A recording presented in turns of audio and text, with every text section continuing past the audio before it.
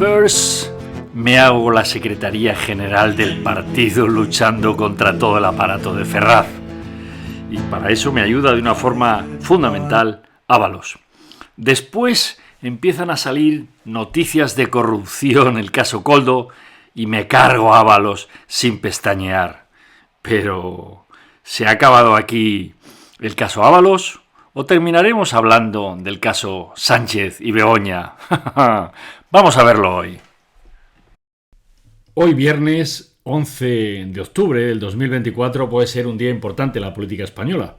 Y por eso, a pesar de la pereza óntica que nos da volver a hablar del caso Koldo, Ábalos, Begoña, tenemos que hacerlo.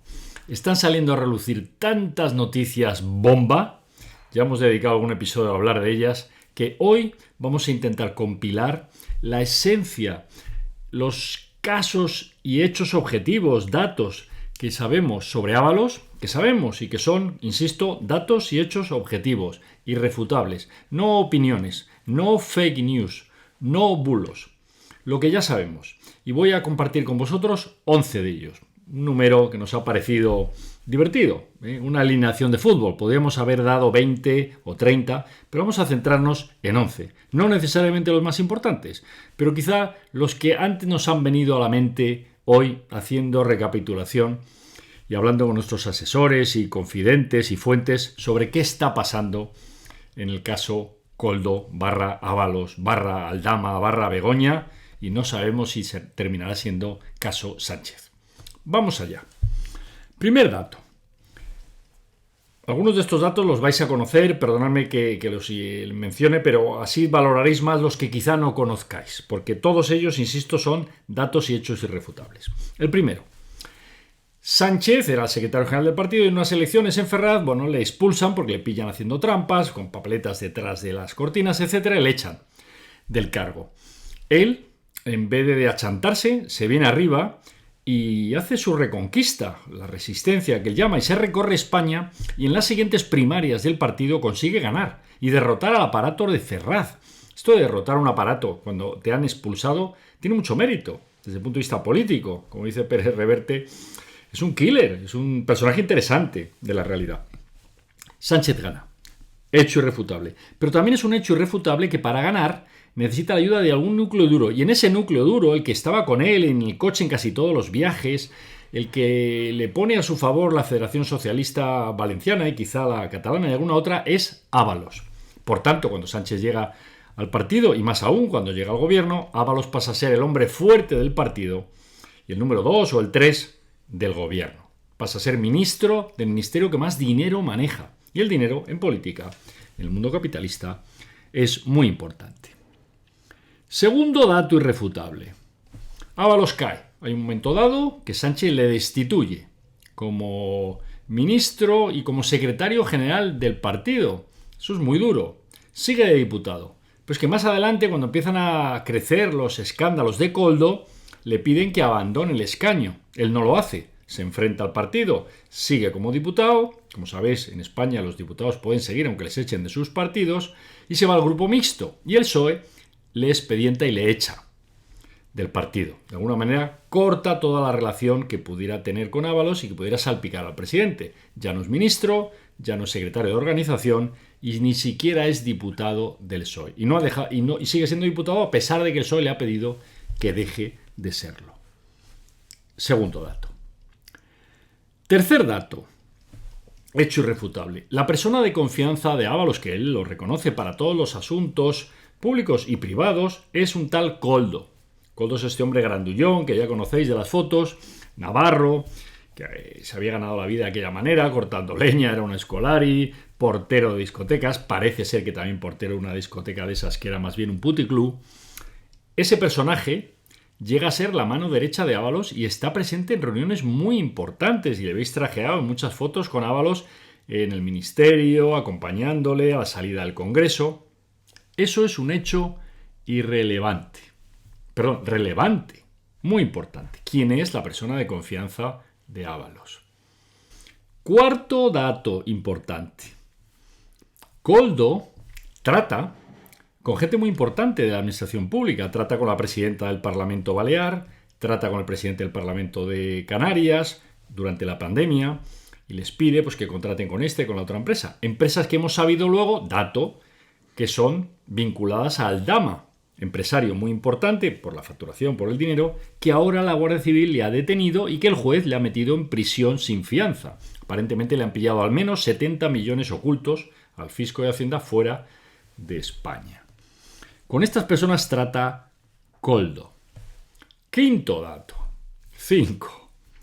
Ábalos se divorcia, había tenido una vida, digamos, sentimental difícil, se divorcia de su mujer y tiene una nueva amante o pareja que se llama Jessica, nombre interesante, pero es que esta Jessica ahora hemos sabido que le pagaban un piso en Madrid, un pisito de lujo, un piso caro, y se lo pagaban pues empresarios, gente de la trama de Aldama, durante más de 2 años. Esta Jessica, a su vez, también hemos sabido, y es un dato, que ha acompañado muchos viajes a Ábalos oficiales y que cobraba a tanto por el día que dedicaba a ese viaje, 1.500 euros si el día era completo. Esto también lo hemos sabido. Sexto dato. Durante el COVID, tanto Baleares como Canarias compraron mascarillas a esta trama de Aldama, a esa empresa que se llama Soluciones de Gestión, y es que además de pagar más de lo que deberían haber pagado por esas mascarillas, donde los comisionistas se llevaban el 70, el 80, el 90% del precio, que hemos pagado tú y yo, los contribuyentes españoles, es que además eran mascarillas fake, eran malas, no servían. En Baleares las tuvieron que meter en un almacén, ni siquiera las pudieron usar para repartir a sus servicios médicos. ¡Ay! La chapuza hispánica, la cutrería de la que creíamos que nos habíamos librado. Séptimo dato que hemos conocido ayer, y es una anécdota, pero es relevante, es que en las grabaciones que la Guardia Civil, la parte honrada de la Guardia Civil, que queremos creer que es la parte más grande de la Guardia Civil, a pesar de la corrupción política a la que le someten, ¿no? Poniéndoles directores generales que uno tras otro se demuestra que son corruptos, empezando por Roldán y terminando por el último caso, la parte sana de la Guardia Civil está investigando y ha grabado conversaciones, y en una de ellas Koldo, que había sido portero de discotecas de mala muerte, le llama cariño a la presidenta del Parlamento de Baleares y hoy presidenta del Congreso de España, es decir, teóricamente la tercera autoridad del Estado. Después del rey, el presidente del gobierno, la presidenta del Congreso. Bueno, pues Koldo, este personaje, le llama cariño, esto ya está hecho. Imaginaros el grado de cutrería y de complicidad en esta trama. Octavo dato. Delcy Rodríguez, la número 2 del régimen de Venezuela. Su hermano es el número 3. Esto de los hermanos en la política, la casta política se estila. Delcy viene a Madrid cuando no debería venir. Le reciben en Madrid cuando no deberían recibirle porque tenía prohibida la entrada en el espacio de la Unión Europea. Y se pasa toda la noche con ella, Ábalos y luego hemos sabido que también Aldama.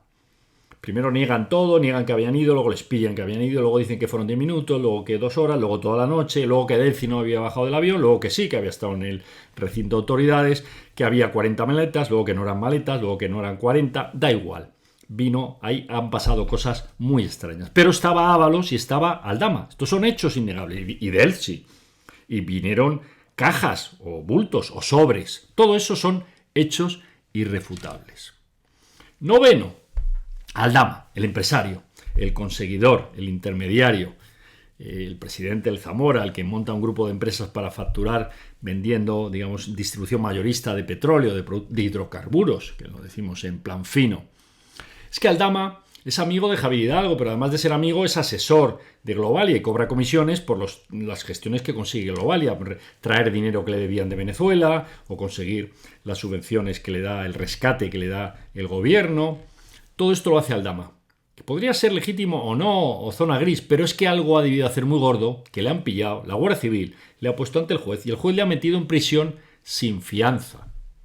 Esto es bastante grave por parte de Aldama. Y claro, Aldama está vinculado con Begoña, porque ha estado con Javier Hidalgo, hay constancia de algunas reuniones donde ha estado Aldama y estaba Begoña, y por tanto esto empieza a salpicar al entorno del presidente de gobierno. Y no es bueno para él. Décimo dato. De nuevo, objetivo, irrefutable, no estamos dando fake news. Aldama, aparentemente, presuntamente, la Guardia Civil ha identificado que tiene al menos 70 millones de euros. Parece ser que además es en lingotes de oro. Esto parece ser, esto no lo doy como dato, pero sí 70 millones de euros. sea en oro, sea en billetes, no lo sabemos, o en criptomonedas, ocultos y fuera de España. Y con esto le han metido en Chirona sin fianza, a él y a su socio principal. Y por último, dato 11, Aldama en prisión por este presunto delito y su socio fundamental. ¿Hablarán o no hablarán? Esto ya no es un dato. Aquí entrarían los expertos jurídicos, que algunos conoceréis más. Nosotros en este canal no somos expertos ni pretendemos de temas jurídicos, y veremos qué hará el fiscal, qué hará el juez, qué hará Aldama, si le ofrecerán menos penas si delata a otros cómplices o escala el tema hacia arriba porque a lo mejor él estaba siguiendo instrucciones de gente más poderosa que él. No lo sabemos. El dato es los 70 millones, el dato es que estaban ocultos al fisco y todas las demás cosas que estamos conociendo de las grabaciones telefónicas de estos días. Cuando hablan del número 1, el number 1, no dicen el nombre de Pedro Sánchez, pero podría inferirse que están actuando a las órdenes o con el beneplácito o con el impulso de Pedro Sánchez, o no. Porque dentro de este dato hecho 11 hay que reconocer que oficialmente Moncloa, la presidencia del gobierno, ayer reuniendo a todos los periodistas acreditados ante la Moncloa, les ha afirmado rotundamente que es falso que Sánchez autorizase a Ábalos estas gestiones que ya está demostrado que hizo con Delsi. Es decir, que Sánchez no lo sabía y que se dijo que ok a algo, ese algo lo hizo engañado por Ábalos, que no era consciente de lo que estaba aprobando. Y esto nos puede pasar a todos los hombres o mujeres que habéis mandado equipos grandes. Sabes que a veces tus equipos te dicen una cosa y te pillan en un viaje, te pillan en el coche y dices, oye, vale, sí, ok, pero no sabes efectivamente si te la están metiendo doblada o no. Pero esto lo tiene que aclarar Sánchez en algún momento, de una forma más clara y más explícita de lo que ha hecho hasta ahora. Estos son los 11 hechos irrefutables que conocemos, que se han publicado, están en las pruebas, nadie los ha negado y por tanto hay que darlos por válidos. A partir de ahí surgen las preguntas y con eso terminamos el episodio de hoy. La primera pregunta es, ¿se ha llevado Begoña dinero importante? No tanto que haya tenido un curso ya en el Instituto de Empresa o que le hayan dado 2 másters para dirigir la Complutense. Esas son cosas pequeñas, eso pueden ser corruptelas o mamoneos.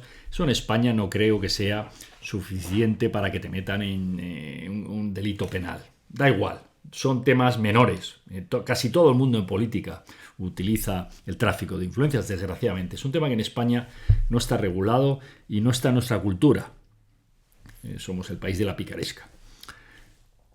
Pero es que ahora parece ser, podría ser, que todo ese dinero, que ya sabemos que son cientos de millones, que al Aldama al parecer le han pillado ya 70, a lo mejor ahí se ha repartido más dinero. Y a lo mejor parte de ese dinero ha ido a la mujer del presidente o a Begoña Gómez. No lo sabemos, pero empieza a haber humo. No hay fuego identificado, pero hay humo. Siguiente pregunta. Ábalos está a punto de ser imputado. Digamos que el juez ya le ha pedido al Congreso que reconozcan que es diputado para poderle imputar y por tanto llevar el tema al Supremo. Sabéis que los políticos en España están aforados, están protegidos y les tratan de una manera mucho más favorable y privilegiada en un tribunal superior, en este caso el Supremo. Pero Ábalos parece que está al borde de la imputación. Y le pueden condenar o, desde luego, juzgar por corrupción, tráfico de influencias, blanqueo de capitales e incluso pertenencia a organización criminal, que así llama la UCO, la Guardia Civil, a este entramado de personas, empresas que estaban delinquiendo, presuntamente. Hasta que no se condene no podemos afirmar que esto sea un delito, pero hay sospechas, hay indicios suficientes para que el fiscal y los jueces hayan tomado estas decisiones. Y la tercera pregunta, y última, y la fundamental. ¿Todo esto afectará directamente al presidente Sánchez? No lo sabemos. Lo que sí sabemos es que el futuro de Ábalos y el destino de Ábalos, Aldama y toda esta trama, muy probablemente en los próximos meses, 3, 4, 5 meses, lo sabremos. Y por tanto, La afirmación que hacemos en el capítulo de hoy, ya sabéis que nos gusta terminar cuando podemos haciendo un poco de profetas, después de haber hablado de hechos, de datos y de un análisis racional, nos atrevemos a profetizar, a apostar, porque Sánchez convocará elecciones en marzo o en abril. Antes se hará fuerte en el partido, conseguirá tener el partido controlado y dominado, de forma que en esas elecciones que convocará, porque no resistirá más todos estos casos de humo y de fuego, en ese caso él puede o repetir y volver a gobernar aliado con todo el mundo, menos con el PP y Vox, o perderá y será a la oposición.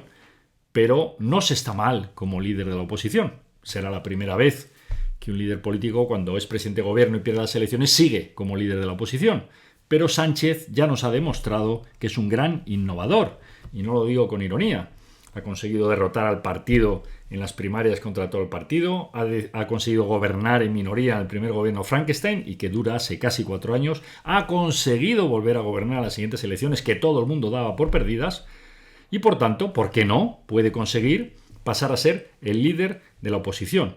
Y de nuevo, recordaros, la casta política en España está muy protegida. Y después del presidente de gobierno, el siguiente más protegido es el líder de la oposición.